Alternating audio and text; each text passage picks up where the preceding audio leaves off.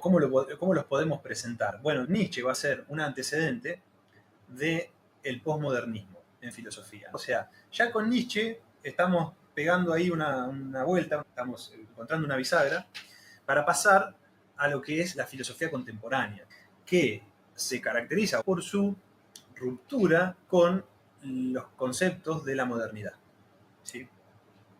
Y entre los conceptos de la modernidad tenemos todos estos grandes conceptos que nosotros venimos viendo en la materia.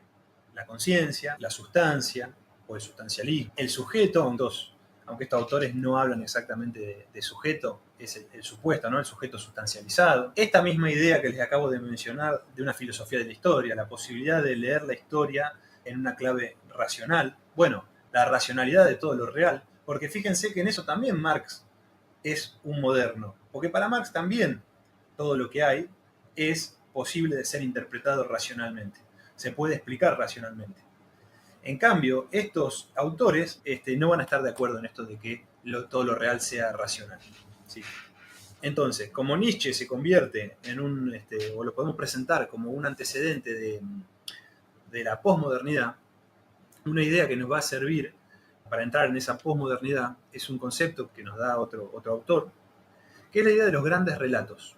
No sé si han escuchado esa expresión. Los grandes relatos son exactamente lo que dije hace unos minutos. Es decir, son estas totalizaciones que hacían estos autores respecto del sentido de la historia. ¿Qué ejemplos de grandes relatos tenemos? Bueno, uno muy famoso es, esto lo va a enumerar François Lyotard, que es un francés que es el que acuña este concepto de los grandes relatos. Y uno de los grandes relatos que vamos a tener de ejemplo es el cristianismo, que interpreta la realidad y la historia en términos religiosos. Entonces, somos los hijos de Dios, o somos las criaturas de Dios. Él mandó a su hijo para que pecamos. Ya conocen el gran relato, no necesito explicar qué es el cristianismo. ¿Cuál es la cuestión de este gran relato? Bueno, que nos promete un futuro en el cual, si nos comportamos de determinada manera, vamos a alcanzar el paraíso y seremos felices, ¿no? Ahí la promesa de felicidad es muy importante en ese gran relato, ¿no? Hay algo que está esperándonos más allá, hay una idea de trascendencia muy importante, que es una de las cosas con las que va a romper claramente Nietzsche. Ese es un ejemplo muy lindo y muy sencillo de gran relato. Los otros grandes relatos que va a ubicar Lyotard son 5, pero nosotros vamos a quedarnos con 3. Uno es el cristianismo y los otros 2 van a ser el relato, él lo llama el relato especulativo hegeliano. ¿Qué es eso? Bueno, todo lo que estudiamos de Hegel, la idea de que la realidad es racional y que es la expresión de un espíritu que se conoce a sí mismo y todo eso que ya hemos repetido varias veces, que tiene un objetivo, que es la libertad de la autoconciencia. Y de la misma manera va a haber otro gran relato, que es el gran relato marxista. El gran relato marxista que lo que promete es la emancipación de una clase social y con ello la emancipación de la humanidad entera. ¿Sí? Fíjense que ahí también hay una gran promesa de felicidad, ¿no? En eso el relato marxista comparte características con el relato cristiano, ¿no? Porque ahí hay algo que está siendo un obstáculo para la plena realización, estamos como perdidos respecto de algo que tenemos que encontrar, y eso se encuentra ahí al final del camino. Lo que pasa es que es muy diferente ir a la iglesia que colectivizar los medios de producción, ¿no? Son cosas que tienen efectos muy diferentes a nivel material. Pero bueno, eso es otra cosa. Bien, esos serían los grandes relatos. La posmodernidad va a terminar con esa idea de que la humanidad pueda pensarse a sí misma como teniendo un sentido, como teniendo un destino, como pudiendo explicar racionalmente hacia dónde va. Es decir, va a haber una desconfianza respecto del discurso filosófico totalizante, por lo menos, ¿no? En términos de esta pretensión de racionalizar todo, y eso va a ser reemplazado por lo que se llama un pensamiento débil. Sirve mucho para contextualizar lo que estamos viendo, para entender de dónde sale todo esto. Un pensamiento débil y a su vez un pensamiento fragmentario. Y esto es muy claro en Nietzsche. El pensamiento en Nietzsche se expresa de manera fragmentaria. Y esto es una característica muy propia de la posmodernidad y de la filosofía contemporánea. Lo que se cae también es la posibilidad de elaborar grandes sistemas de pensamiento. Si ya no es posible, para esta época, no es posible ofrecer una crítica de la razón pura, donde entre la explicación de la ciencia, de la política, de la cosa en sí, de la libertad humana, de todo, ¿no? Va a haber que renunciar a la posibilidad de pensar el todo, ¿sí? Entonces, en ese sentido, ¿qué hay? Una renuncia muy clara a la metafísica, otra vez, ¿no? Acá aparece otra vez la metafísica, que es otro de los grandes conceptos que atraviesa todo este programa. Pasa que es difícil definir eso como problema, es difícil definir qué es la metafísica, es diferente para cada autor, pero está ahí, ¿no? Yo creo que bueno, ahí lo podemos pensar así, ¿no? O sea, la crítica de estos pensadores posmodernos, lo que va a estar funcionando de manera implícita es que la filosofía de la historia es metafísica, ¿no? O sea, la filosofía de la historia es metafísica para estos pensadores. ¿Por qué? Porque es especulación, es cháchara. Es tratar de hablar de algo que no se puede conocer estrictamente. Bien, todo eso me parece que nos sirve para ubicar la figura de Nietzsche, en primer lugar, que va a ser llamado por otro filósofo, por Paul Ricoeur, uno de los grandes filósofos de la sospecha. Los filósofos de la sospecha o maestros de la sospecha son básicamente tres.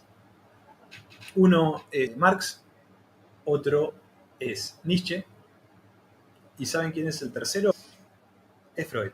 Y está bueno porque ahí ubicamos como esta tríada en función de que de una sospecha compartida, aunque por motivos diferentes, uno podría decir, de la manera en que se accede a la verdad, podríamos decirlo de esa manera, es decir, de la manera en que hasta ahora o hasta el momento de estos pensadores, la humanidad creía que podía acceder a la verdad, ¿sí? En el caso de Marx, eso va a estar claramente cuestionado. ¿Por qué concepto les parece? ¿Qué concepto cuestiona la manera en que se accede a la verdad en Marx? El concepto de ideología, ¿sí? ¿Por qué? Porque la ideología para Marx es una falsa conciencia. Entonces ahí aparece un ejemplo de acceso viciado a la verdad. En el caso de Freud, bueno, obviamente a partir de la noción de inconsciente, ¿no? Es decir, bueno, no, la vida psíquica no se agota en la conciencia, no solo no se agota, sino que está esencialmente determinada por lo inconsciente. Entonces, lo que el yo crea de sí mismo, lo que se diga a sí mismo, va a estar ahí también, va a poder ser cuestionado. Y va a aparecer acá Nietzsche también a sospechar. Lo que pasa es que Nietzsche es más radical, porque Nietzsche ya sospecha de todo, ¿no? Entonces, si tenemos que ubicar una cosa que dice Nietzsche por la cual sospecha del acceso a la verdad, tenemos miles de cosas para decir, pero bueno, una de las cosas que podemos decir es un relato que se presenta como verdadero siempre está atravesado por intereses, por fuerzas en lucha, por instintos, ¿sí? Tiene muchas maneras de referirse a esta subdeterminación del discurso Nietzsche. Bueno, ahí tenemos otra manera de pensar cómo llegamos ahora sí a este filósofo, que es un filósofo que es todavía del siglo XIX, pero vive entre 1844 y 1900. ¿No? Ahí, cuando Nietzsche muere ya loco, después de un brote psicótico en el 1900, ahí pasando al siglo XX. Sin embargo, su filosofía habría que ubicarla como siendo propia de la filosofía contemporánea del siglo XX. Bien, brevemente les digo dos o tres cosas. Tiene tres grandes periodos, ¿no? Un primer periodo que es el periodo romántico, que es la época del Nietzsche joven, que es el Nietzsche que está muy influenciado por el romanticismo y que mantiene una amistad muy fuerte con Richard Wagner, ¿no? Que lo admira mucho en esa época y piensa que Wagner es el ejemplo de artista que trae la revolución o la vanguardia a algo que está... Para Nietzsche siempre todo está como muriéndose, ¿no? O sea, él tiene siempre esta posición, el arte se está muriendo, el pensamiento está en decadencia, ¿no? Está todo hecho pedazos, el hombre burgués es el último hombre, ¿no? Es el hombre que hay que superar. Eso es muy lindo de Nietzsche, ¿no? Tiene este libro, El ocaso de los ídolos, de cómo se filosofa a martillazos, ¿no? Siempre tiene una voluntad muy destructiva. Y una de las cosas que hace cuando está en este periodo romántico es criticar a la tradición griega clásica, sobre todo las figuras de Sócrates y Platón. Y escribe un libro que se llama El origen de la tragedia, donde dice que Sócrates es el principio de la decadencia del pensamiento occidental.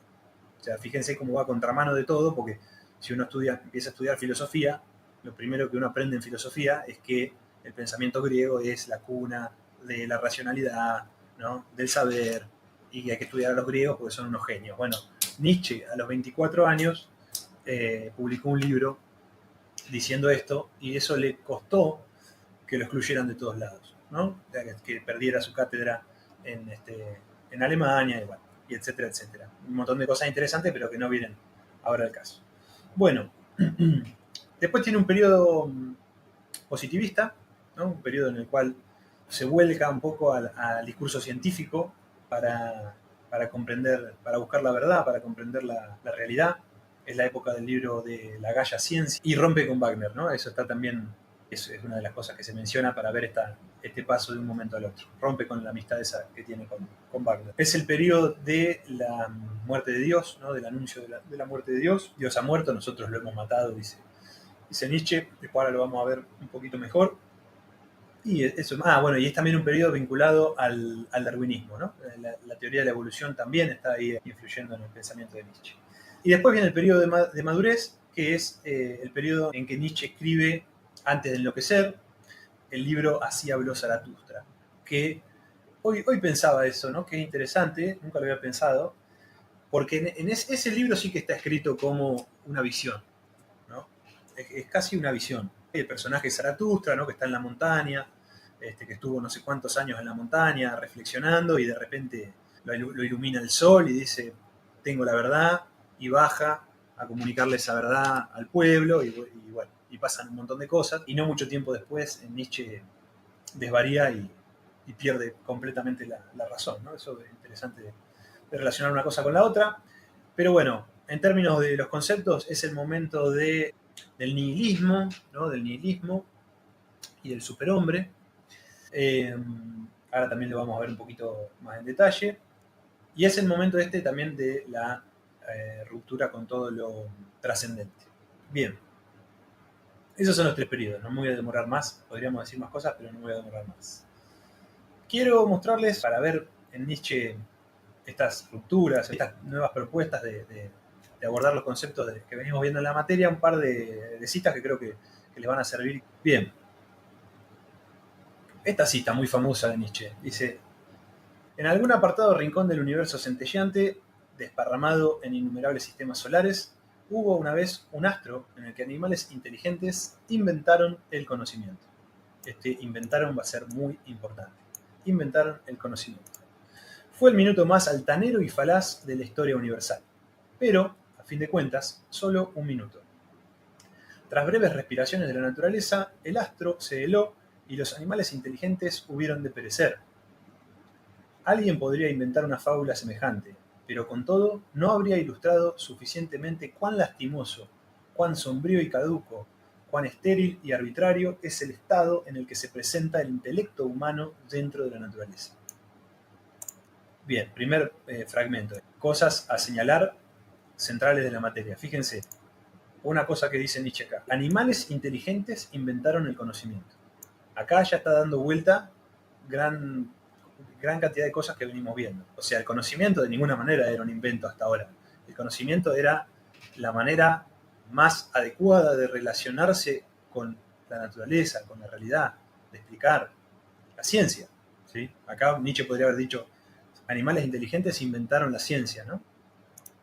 Y está diciendo que ese fue el minuto más altanero y falaz de la historia universal.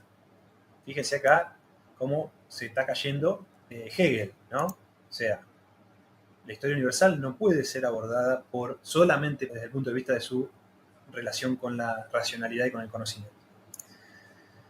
Pero a fin de cuentas fue solo un minuto. Tras breves respiraciones de la naturaleza, el astro se heló y los animales inteligentes hubieron de perecer. Por eso, Nietzsche tiene esto, ¿no? Que es hermoso como escribe, pero al ser tan condensado, uno avanza lentamente, ¿no? Fíjense, tras breves respiraciones de la naturaleza, el astro se heló. O sea, se terminó la vida en la Tierra y los animales se murieron. Los animales inteligentes, los seres humanos. ¿Qué está haciendo ahí Nietzsche? Está poniendo en contexto universal la insignificancia del hombre, ¿no? Está diciendo, miren, no somos más que unos animales que en un momento tuvieron conciencia de sí mismos. Y con esa conciencia de sí mismos, en un momento lograron inventar el conocimiento. Y a partir de que inventaron ese conocimiento y establecieron una relación científica con la naturaleza, ¿qué hicieron? Se volvieron engreídos, ¿sí? Se volvieron unos animales completamente engreídos y no pudieron ver más su precariedad. Bien, esta siguiente cita va en la misma línea. Dice, en realidad, ¿qué sabe el hombre de sí mismo? ¿Sería capaz de percibirse a sí mismo, aunque solo fuese por una vez, como si estuviese tendido en una vitrina iluminada?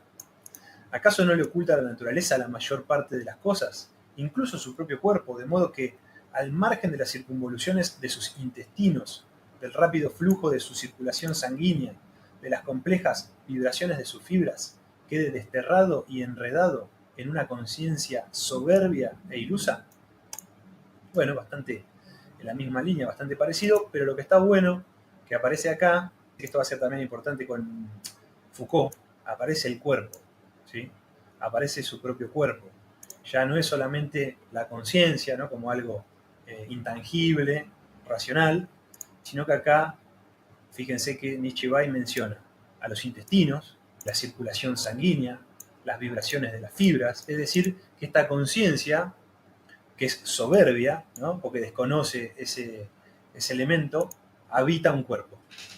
Y ese cuerpo, en ese sentido, va a ser, ahí hay algo para comparar y que comparte con Freud, ese cuerpo está atravesado de pulsiones, ¿sí? Nietzsche no va a decir pulsiones, pero está atravesado de instintos, ¿sí? Somos animales inteligentes.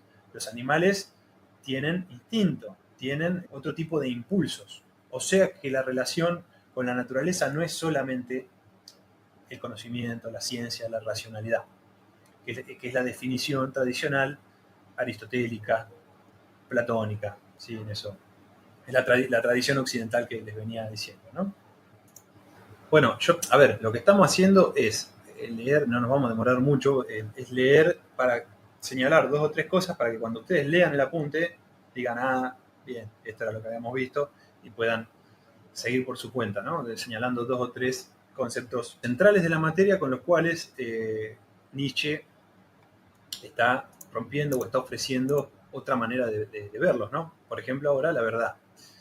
¿Qué dice Nietzsche de la verdad? Bueno, algo que se dedican al psicoanálisis les va a resultar muy familiar, ¿no? Porque lo que está diciendo básicamente Nietzsche es que la verdad tiene estructura de ficción. Y eso lo dice claramente Lacan. Fíjense que acá dice, ¿qué es entonces la verdad? Una hueste en movimiento de ¿qué? De metáforas, metonimias, antropomorfismos. O sea, fíjense que la metáfora y la metonimia son 2 de las maneras en que dice Lacan que se expresa el inconsciente. Y dice, bueno, obviamente acá Nietzsche agrega otras cosas, dice una suma de relaciones humanas que han sido realzadas, extrapoladas y adornadas poética y retóricamente. Fíjense que acá Nietzsche va hacia el arte para hablar de la verdad. Esto es muy raro, esto es nuevo, digamos, ¿no? Porque hasta ahora el discurso que nosotros venimos viendo es un discurso plenamente científico, racional, lógico, ¿sí? El discurso, acuérdense del discurso de Descartes, de Hume, ¿no? Esto de impresiones, ideas, ¿no? Entonces con eso se agota, la realidad se agota, se puede representar absolutamente con esos conceptos. Y acá Nietzsche está diciendo una cosa totalmente distinta, está diciendo que la verdad nunca, es más, está diciendo que la verdad nunca deja de apresarse del todo, o sea, no podemos saber exactamente qué es la verdad, porque cuando creemos tenerla estamos frente a qué, frente a una ilusión de la que se ha olvidado que es una ilusión, ¿sí? Una metáfora que se ha vuelto gastada y sin fuerza sensible. Esta imagen me parece buenísima a mí de Nietzsche para pensar la verdad. Él dice, la verdad es una moneda gastada. ¿Vieron cuando una moneda ya pierde, o un billete, ¿vieron cuando los billetes ya pierden directamente la figura? Y uno dice, como que casi que el billete ya no me sirve para comprar, porque está todo desgastado. Entonces, bueno, eso es la verdad. Sin mencionar también que uno podría falsificar billetes. Y eso para Nietzsche sería ¿qué? Sería legítimo, ¿no? O sea, acá un poco lo que está planteando Nietzsche, bueno, lo dice acá más adelante, ¿no? No sabemos todavía de dónde procede el impulso hacia la verdad, o sea que no lo está poniendo como algo natural, dice, pues hasta ahora solo hemos prestado atención al compromiso que la sociedad establece para existir. O sea que la verdad aparece por una necesidad gregaria, por una necesidad casi política.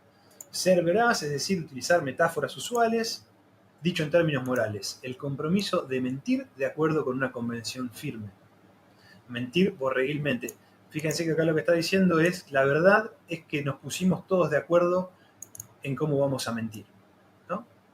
Compromiso de mentir de acuerdo con una convención firme. Mentir borreguilmente, de acuerdo con un estilo vinculante. Bueno, esa es un poco la idea de la verdad en Nietzsche. Todo esto está en el mismo texto, que es sobre verdad y mentira en sentido extramoral, que es uno de los textos que están citados ahí en el programa. Bien, acá. Bueno, esto es más con la tradición platónica, ¿no? Bueno, no, acá está Descartes, ¿no? También, acá lo podemos ver bien. Esto de que si los sentidos se engañan, la razón corrige los errores. Fíjense ya, esta oración nomás sirve para entender la posición. O sea, ¿quién decía esto? Los sentidos se engañan. Descartes, claramente. ¿Quién corrige ese error? La razón, ¿no? Es decir, no tenemos que prestarle atención a, a la información que nos viene de los sentidos. Se cae también claramente Hume, todo el empirismo se caería ahí. Y es la razón la que corrige los errores. Por supuesto que Nietzsche no está de acuerdo en que la razón corrige los errores. Dice, se concluyó en consecuencia que la razón es el camino hacia lo permanente. Las ideas menos sensibles tienen que ser lo más cercanas al mundo verdadero. De los sentidos proviene la mayoría de los golpes de desgracia. Son embaucadores, embelezadores, aniquiladores. O sea, los sentidos nos mienten. La dicha solo puede estar garantizada en lo ente. Cambio y dicha se excluyen. El deseo más grande tiene en mira, por lo tanto, volverse uno en lo ente. Bueno, esto es un poco complejo, porque acá está remitiéndose a la tradición metafísica, no es tan relevante. Este es el camino singular hacia la dicha suprema. En suma, el mundo tal y como debería ser existe. Este mundo en que vivimos es solo un error. Este mundo nuestro no debería existir. Podemos quedarnos con esto. Y es que la idea de que los sentidos engañan, este es Platón también, ¿no? Es Descartes, Platón. Los sentidos engañan, la razón corrige. ¿Y cómo corrige la razón? Postulando otro mundo, duplicando el mundo. Esto lo vamos a ver muy bien con esta idea de la muerte de Dios, ¿no? Como los sentidos engañan, como el mundo que se nos aparece, el mundo fenoménico, ahí también está Kant, ¿no? Porque el mundo fenoménico es un aspecto del mundo nomás. Entonces, ¿qué hay? Otro mundo, el de la cosa en sí, de Kant, el dualismo, ¿sí? La razón que hace, postula otro mundo en el cual habita la verdad. Y Nietzsche va a decir, no hay otro mundo, no hay ningún otro mundo. Este es el único mundo que tenemos, ¿sí? Este es el único mundo que habitamos. Y este tipo de ficciones, como la existencia de un mundo trascendente, para Nietzsche son ficciones que están atravesadas de intereses, ¿sí? Para Nietzsche siempre que hay una idea, sobre todo esto, ¿no? La idea del dualismo metafísico, que la venimos viendo en la materia, cuando hay una idea de otro mundo, es porque esa idea está cumpliendo alguna función coercitiva sobre los sujetos. Entonces, por ejemplo, ¿qué ejemplos de dualismo metafísico tenemos? El cristianismo, ¿sí? Que nos dice que hay vida después de la muerte. ¿Y qué produce eso? Bueno, produce determinado tipo de sujetos que están a merced de una gran institución que es la iglesia, que van a misa, que actúan de una determinada manera, que deben comportarse, que tienen una moral, ¿sí? Que tienen una determinada moral, etcétera, etcétera. De la misma manera, podríamos pensarlo con Kant, ¿sí? Kant que dice, bueno, el mundo fenoménico es el que puede conocer el uso teórico de la razón. Pero hay otro mundo, el mundo de la cosa en sí, que es pensable. Bueno, de vuelta, ahí también hay un poder y un interés para Nietzsche. ¿Por qué? Y bueno, porque recuerden que en Kant, ese mundo de la cosa en sí era el mundo pensable, el mundo de las ideas. Y esas ideas, ¿qué función tenían? La función que cumplen específicamente es una función reguladora. ¿Sí? Es una función reguladora. ¿Por qué? Porque orientan la acción. ¿Por qué Kant defiende una idea de alma? Porque le permite postular la libertad humana. Y si hay libertad humana, para Kant lo que hay es posibilidad de que haya una moral. Entonces esto es lo que está denunciando Nietzsche también. Como diciendo, mirá, si te comes este verso de los dos mundos, vas a terminar actuando de una determinada manera, como quiere ese que postula el otro mundo. Sea el cristianismo o sea Kant. Sí, Nietzsche va a decir que el cristianismo es una fuerza reactiva, ¿no? Él va a hablar de fuerzas activas y fuerzas reactivas. Acá tienen que presten atención a esa clasificación porque por ahí uno se puede llegar a confundir. ¿Qué quiere decir una fuerza reactiva para Nietzsche? Son las fuerzas que niegan la vida. Ojo, porque por ahí reactivo, no sé, les puede hacer pensar otra cosa. Y en Nietzsche significa aquello que niega la vida. Y una fuerza reactiva puede ser el cristianismo, claramente. ¿Por qué? Porque el cristianismo está todo el tiempo diciéndonos que no hay que pecar, ¿no? Que hay que dominar el cuerpo, que niega lo corporal, ¿no? O sea, ¿qué es lo que hay que dominar para ser un religioso? Y las inclinaciones de la carne, ¿no? Pero ojo, porque así como el cristianismo es una fuerza reactiva, también lo es la filosofía platónica, también lo es la filosofía kantiana, ¿sí? No es solamente que Nietzsche es un antirreligioso, es un antitradición occidental. Y ahí va a ubicar a un montón de filósofos, ¿sí? Es un anti-hegeliano, es también un antimarxista, aunque casi no se ocupa de Marx, pero él no se va a ocupar tanto del problema político, ¿no? Pero bueno, no iríamos por las ramas si nos metemos con eso. Bueno, entonces, así termino con Nietzsche, vamos a organizarlo en los tres puntos que son las tres grandes críticas que va a hacer Nietzsche a la razón, ¿sí? Una crítica a la razón, aunque lo venimos viendo, ¿no? Es lo que estamos charlando, una crítica a los valores morales y una crítica de la trascendencia. Esto para estudiarlo está bueno, ¿no? O sea, ¿cómo lo organizamos así? Bueno, lo de la razón lo acabamos de charlar bastante, ¿no? Esto de que hay un origen de la verdad, ¿no? De que hay una determinación instintiva de lo racional. Esta idea que después ahora la vamos a ver rápidamente en Foucault, la idea de que el lenguaje ejerce una violencia sobre el mundo. ¿Qué quiere decir eso? Que al nombrar, dice Nietzsche, eliminamos la diferencia, homogeneizamos. Con ello se produce una violencia original por medio del intelecto, de la razón. El concepto regulariza que tomemos lo que no es en lugar de lo que es. Esto es posible mediante el olvido de la convención y su naturalización. Está expresado de una manera bastante compleja, pero digamos, lo que quiere decir esto es que es parte de lo mismo. Si el conocimiento es invención, el lenguaje también es una forma artificial de relacionarse con lo real. Por eso Nietzsche va a decir que el lenguaje ejerce una violencia sobre la cosa, sobre el mundo. ¿Por qué? Porque la cosa en sí no sabemos cómo es. Y no tenemos no tenemos otra opción que nombrar para poder conceptualizar, para poder relacionarnos con la realidad. Pero siempre está la idea de que en ese nombrar hay una pérdida de algo, ¿no? Suficiente. Crítica de los valores morales. Bien. Acá va a aparecer la idea, ya lo podemos ir conectando con Foucault, la idea de una genealogía. ¿Sí? La idea de una genealogía.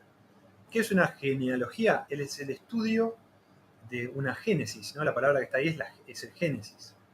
Es el origen de algo, ¿no? De dónde salió algo. Cuando uno hace una genealogía, se remite a de dónde salió algo. En este caso, los valores morales. Esto es muy interesante en Nietzsche, porque es de los primeros autores que se van a animar a plantear que los valores morales, como por ejemplo la belleza, el bien, ¿no? Que son valores tradicionales del platonismo, tienen un origen que se puede trazar en la historia del pensamiento. O sea, uno puede ir ahí, remontarse. Esto lo va a tomar Foucault tal cual. Y va a decir que uno puede buscar el significado de bueno o malo y la función que cumplen. Los juicios morales y la función que cumplen. Y para Nietzsche, la moral va a ser un campo de batalla. Acá dice, un campo de batalla entre fuerzas que luchan por las significaciones de conceptos como bueno, noble, justo. Él va a abandonar esta idea de que la razón pueda describir qué es lo bueno y hacer entonces que las personas se porten bien, por decirlo de alguna manera. No, al revés, va a decir Nietzsche. Lo bueno es aquello por lo que determinados grupos humanos lucharon por instaurar, que era lo bueno, lo noble, lo justo, y se lo impusieron a los demás. Por ejemplo, ¿quiénes? Los cristianos, ¿no? En un momento los cristianos dijeron, bueno es amar a Dios sobre todas las cosas. Entonces, ¿qué producen con eso? Subjetividades, ¿sí? Así no perdemos de vista el concepto de la materia. Producen sujetos como efecto. Nietzsche no lo dice así, ¿no? Pero es lo que está acá implícito. Se producen sujetos como efecto de ¿qué? De una lucha por la significación de esos conceptos. Y acá está lo que les decía recién de las fuerzas activas o reactivas. ¿Qué hacen las fuerzas activas? Afirman la vida, ¿sí? Afirman la vida. Por eso también la filosofía de Nietzsche se presenta como un vitalismo, porque es una afirmación de la vida. Y Nietzsche muchas veces va a decir que la filosofía es una negación de la vida. Muchas corrientes filosóficas son una negación de la vida. Por eso el vitalismo, o sea, por eso él propone un vitalismo. Por eso él va a proponer un superhombre también. Por eso hay que trascender a este hombre. Porque este hombre que tenemos está como medio muerto. Bueno, y finalmente la crítica de la trascendencia. La filosofía nietzscheana es una filosofía de la inmanencia. Esa palabra muy importante. ¿Qué es una filosofía de la inmanencia? Es una filosofía del más acá. Es decir, si la trascendencia es el más allá, la inmanencia es el más acá. Pero ojo, porque no hay un más acá porque hay un más allá. El más acá es más acá y no hay más nada, ¿no? O sea, lo que hay es esto. Acuérdense de que Nietzsche es un antidualista en ese sentido, en términos metafísicos, no hay otro mundo. Él se va a pelear mucho contra esa tradición. Y dice, critica las filosofías de la trascendencia y ofrece una explicación de lo real sin apelar a ningún principio exterior a la realidad misma, ¿sí? O sea, no hay que ir a otro mundo para explicar lo que tenemos acá, alcanza con explicar en estos términos, por ejemplo, en decir que la verdad es el efecto de la lucha de fuerzas opuestas, ¿sí? De intereses pragmáticos, de intereses políticos, de instintos. Bueno, y acá aparece la idea de que Dios ha muerto, ¿sí? Dice Nietzsche, Dios ha muerto y nosotros lo hemos matado. ¿Nosotros quiénes? Bueno, la humanidad del siglo XIX, ¿no? O sea, su contemporaneidad ha matado a Dios. La figura de Dios representa las ideas reactivas a la vida, como les decía hoy, y la muerte de esta figura permite comenzar a pensar en la creación de nuevos valores que afirmen y no nieguen la vida terrenal y del mundo. La caída de Dios lo que va a permitir, o mejor dicho, lo que va a implicar es la entrada en el nihilismo. ¿Qué es el nihilismo? La palabra nihil es nada en latín. Entonces acá lo que estamos diciendo es, si no hay Dios no hay nada, ¿no? En un punto. Pero Nietzsche no se va a quedar con eso. En realidad es lo siguiente, si se cae la figura de Dios como aquella que sostiene nuestra interpretación racional del mundo, y sobre todo la que sostiene nuestra interpretación moral del mundo, Nietzsche va a decir, no es que no hay nada, podríamos interpretarlo como una gran oportunidad, como una gran chance. ¿De qué? De introducir nuevos valores al mundo.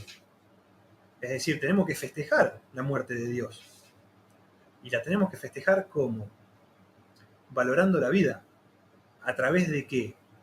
De la creación, a través del arte. Él va a proponer, en el Así habló Zaratustra, va a proponer este momento de creatividad con una figura que representa este momento, que es la figura del niño.